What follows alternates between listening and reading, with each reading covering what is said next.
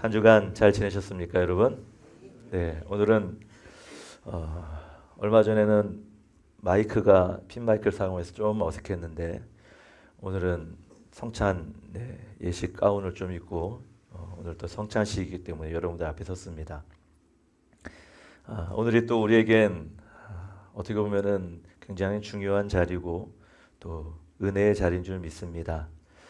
오늘 이 성찬의 어떠한 말씀과 이 예식을 통해서 여러분들이 마음이 회복되고 그리고 하나님께서 주시는 다시 새로움의 마음들이 여러분 가운데 있기 원합니다.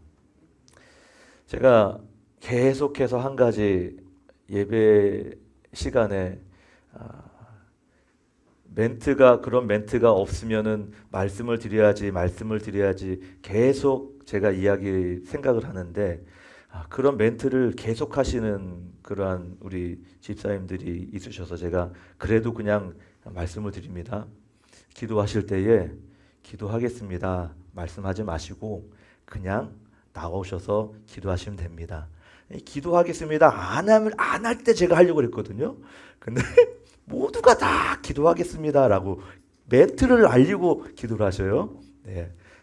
묵묵하게 찬송 몇 장 이런 이야기도 안 하는 이유가 순서가 매끈하게 진행될 수 있도록 예배에 우리의 생각과 어떤 이런 그 가로막힘이 없도록 자연스럽게 진행되도록 하는 건데 그런 한마디 한마디가 조금 예배의 진행이 좀 우리 가운데 좀 거슬리는 부분이 없지 않아 있어서 그런 것들을 다 배제하고 예배를 진행하니까 항상 여러분들 기도하실 때에 그냥 나오셔서 자연스럽게 기도하셨으면 좋겠습니다.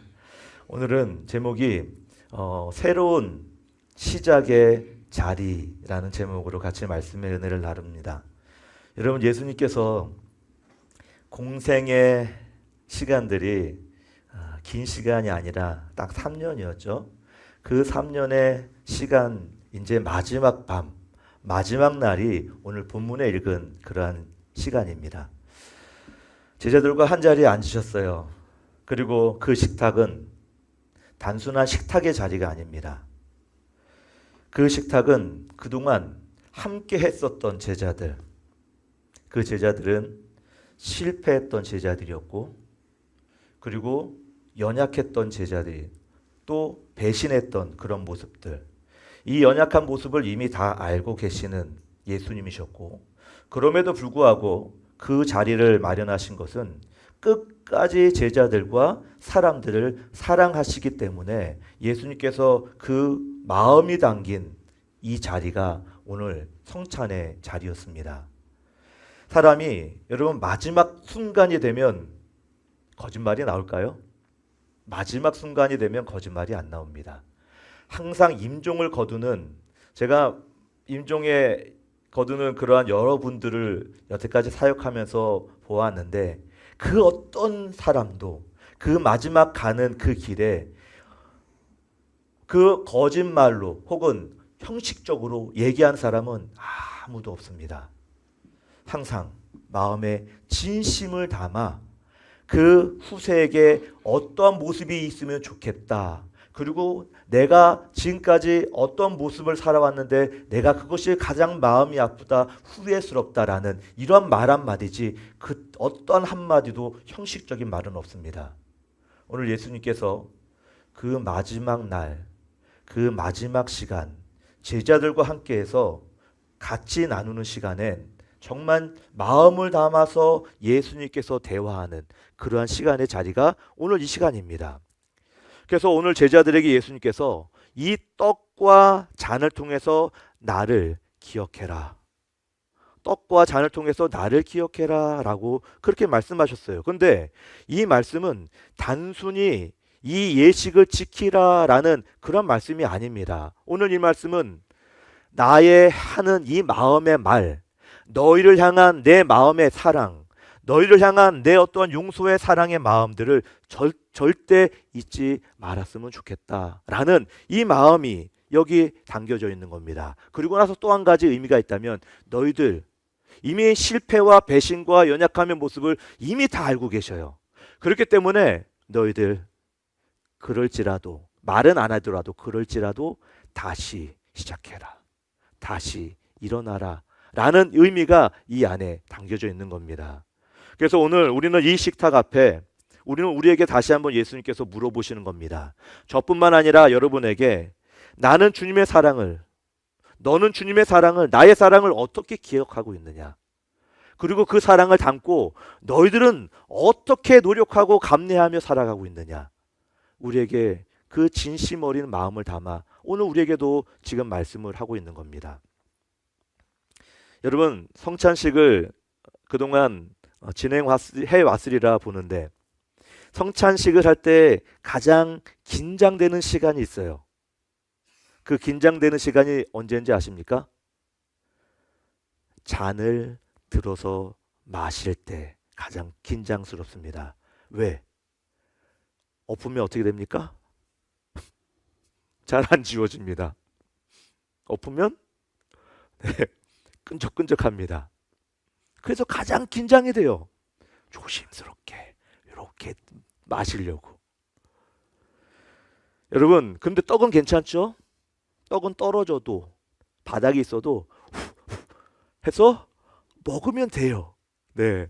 그래서 떡은 상관이 없는데 예수님의 그 잔은 놓치거나 흘리면 십자가의 흔적이 그때 내 몸에 묻게 되고 바닥에 묻게 되고, 여러분 나쁜 건 아닙니다.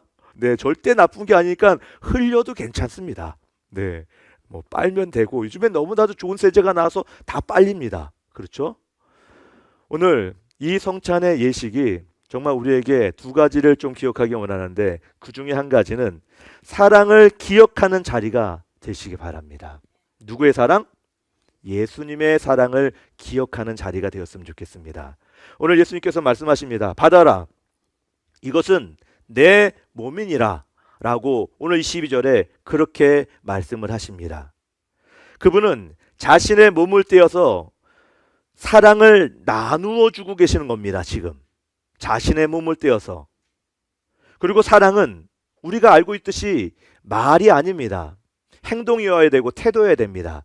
우리의 마음을 담아. 그래서 누군가를 사랑하게 되면 시간을 내어주게 되고, 또 누군가에게 사랑하게 되면 우리의 마음을 나누어 주게 되고 희생을 하고 시간을 줍니다.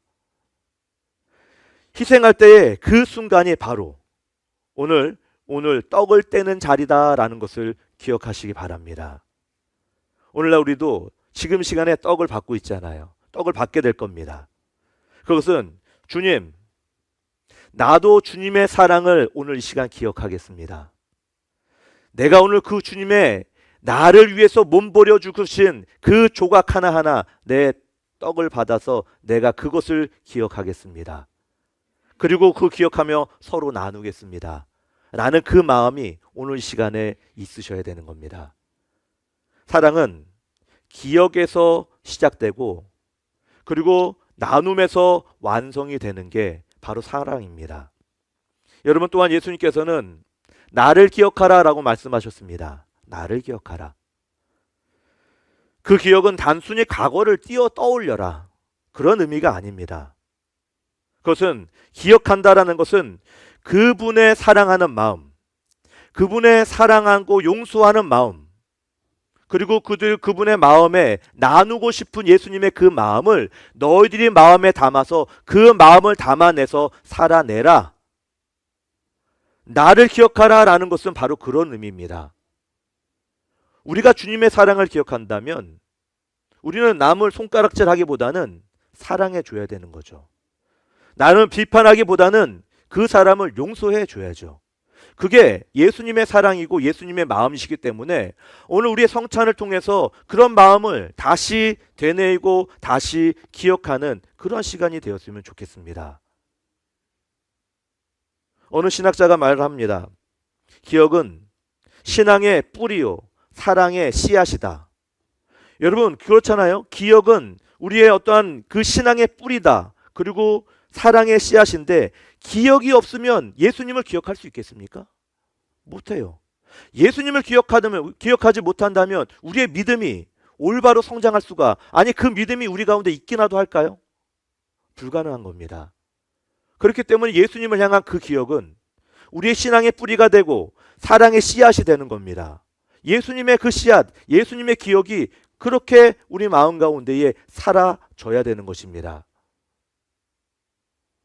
오늘 시간 예배 드릴 때에 이 떡과 잔을 통해서 우리의 삶의 태도, 삶의 행동으로 앞으로 나타내 보이시는 저와 여러분이 되셨으면 좋겠습니다.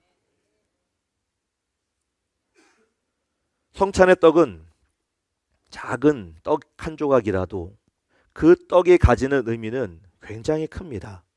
왜냐하면 예수님께서 많은 사람을 살리시기 위해 자신의 몸을 하나하나 쪼개신 거거든요. 그 쪽에서 많은 사람들의 그 몸을 나누고 먹을 때에 그 조각이 사랑의 조각에 대해서 우리의 마음 가운데, 우리의 심령 가운데에 들어오는 것이거든요. 그러니까 그 의미가 굉장히 큰 겁니다. 여러분, 성찬의 의식을 하는 어느 상황 가운데에 시골 교회에서 어떤 나이가 많은 그 노인이 이 성찬을 참여하면서 눈물로 이렇게 고백을 하는 거예요. 나는 지금까지 내 믿음이 약해서 내가 잘 느낄 수 없었습니다. 그런데 오늘 이 시간 나도 왠지 모르게 이 성찬의 말씀에 듣고 나서 성찬의 의식을 하면서 내 마음이 뜨거워지고, 그리고 예수님의 그 사랑, 그 몸을 내가 직접 나누고 예수님의 그 피를 마심으로 내가 다시 회복하는 그 느낌을 내가 믿을 수 있게 된 것 같습니다 하면서 그 성찬 의식을 하면서 눈물을 흘리시는 거예요. 그리고 나서 성도들에게 그렇게 고백을 했더니 그 성도들 역시 서로 눈물을 흘리면서 부둥켜 안고 그 자리가 용서의 자리가, 사랑의 자리가 되었다라는 것입니다. 여러분, 성찬의 의식은 그냥 와서 형식적으로 왔다, 그냥 아무 의미 없이 시간을 보내는 것이 오늘 시간이 절대 아닙니다. 오늘 시간엔 우리가 1년에 서너 번 있는 이 자리는 우리에게 굉장히 의미 있고 중요한 자리입니다. 마음에 먼저 기쁨과 감사함으로 먼저 준비되고 와야 됩니다. 그 준비된 마음으로 하나님의 사랑을 내가 어떻게 또 받을까? 부족한 내가 어떻게 그런 용서한 마음으로 나갈까? 하나님, 내가 그럴 수 있도록 나를 잡아주십시오. 나를 용서할 수 있는 그 마음을 내게 허락하십시오라는 어떤 이런 준비된 마음들이 우리 가운데 없다면 이 성찬의 의식이 우리에게 그렇게 은혜가 되지 못할 겁니다. 먼저 철저하게 여러분들이 성찬 의식이 있다, 성례 의식이 있다라고 하면 이미 한 주 전, 두 주 전부터 마음을 잡고 이 성찬을 감사하고 기뻐하는 마음으로 이 선한교회에 그래서 이 성찬 의식이 성장하고 부흥케 되는 예배를 통해서 저와 여러분들이 하나 되고 하나님과 하나 되고 우리 선한교회가 하나 되고 부흥될 수 있는 그러한 시간이었으면 좋겠습니다. 두 번째로 이 성찬의 의식은 새로운 언약으로 다시 시작되는 자리입니다. 새로운 언약으로 다시 시작하는 자리. 여러분, 예수님은 잔을 딱 드시면서 이제 뭐라고 말씀하시냐? 이것은 많은 사람을 위하여 흘리는 나의 피, 곧 언약의 피니라 라고 말씀했습니다. 오늘 24절 말씀을 한번 읽어볼까요? 다시 같이 읽습니다. 시작.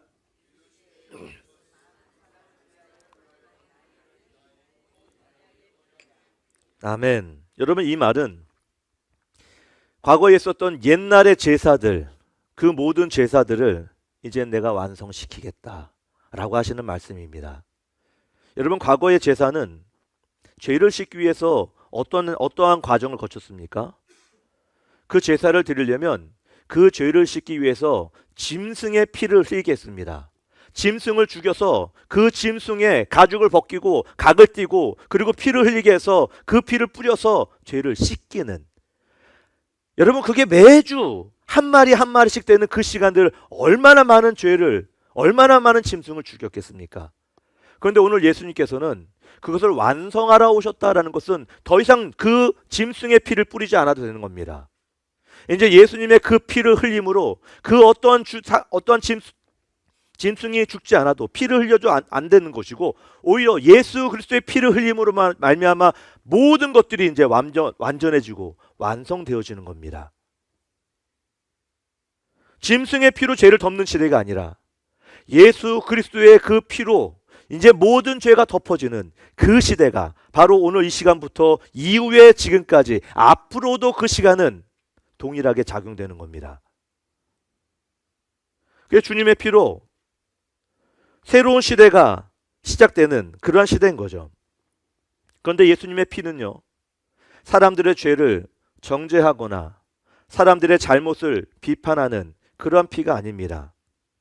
그 피는 우리에게 들어오면 새 생명이 시작되고 예수 그리스도의 그 피로 말미암아 우리의 죄가 씻겨져 내리는 그러한 의미와 그러한 상징이 있습니다.